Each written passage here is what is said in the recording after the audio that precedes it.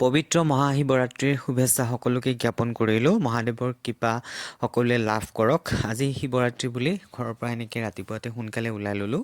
আমাৰ মঙলদৈ চহৰৰ মাজতে থকা বুঢ়াগোহাঁই শিৱ মন্দিৰ থানলৈ গৈছিলোঁ আৰু ৰাস্তাৰ এফালে গোটেই বাইকবোৰ তাত আৰু গাড়ীবোৰ তাত আছে ৰখি, আৰু এটা ছাইডত ধুনীয়াকৈ চাকি, তেল, শলিতা, তাৰপিছত ফুলৰ এইবিলাক দোকান তাতে ৰাখিছে। এনেকৈ সোমাই গৈ আপুনি পাব চেল্ফি পইণ্ট, এনেকৈ ধুনীয়াকৈ তেওঁলোকে সাজি ৰাখিছে, শিৱৰ ধুনীয়া ফটো ৰাখিছে।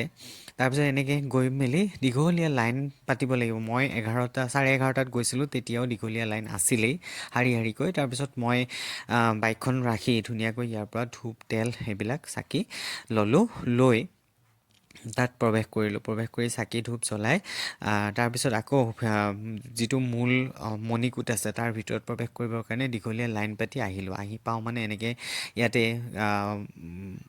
ভক্তসকলে গাখীৰ ঢালিছে, পানী ঢালিছে আৰু ইয়াত সেৱা কৰিছে, সেৱা কৰি আশীৰ্বাদ লৈছে।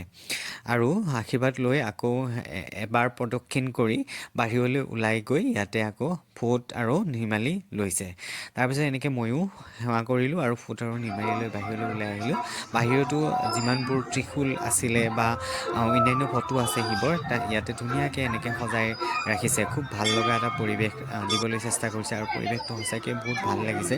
ইমান ধুনীয়া শিৱৰ ভক্তিমূলক গীত বাজি আছে আৰু লগতে ভক্তসকলেও লাইন পাতি ধুনীয়াকৈ শাৰী শাৰীকৈ আহিছে। কোনো ধৰণৰ গণ্ডগোল নাই। ইমান ভাল লগা এটা পৰিৱেশ আহি সঁচাকৈ ভাল লাগিল আৰু অভিভূত হ'লোঁ। সকলোকে পুনৰবাৰ শুভেচ্ছা জনালোঁ।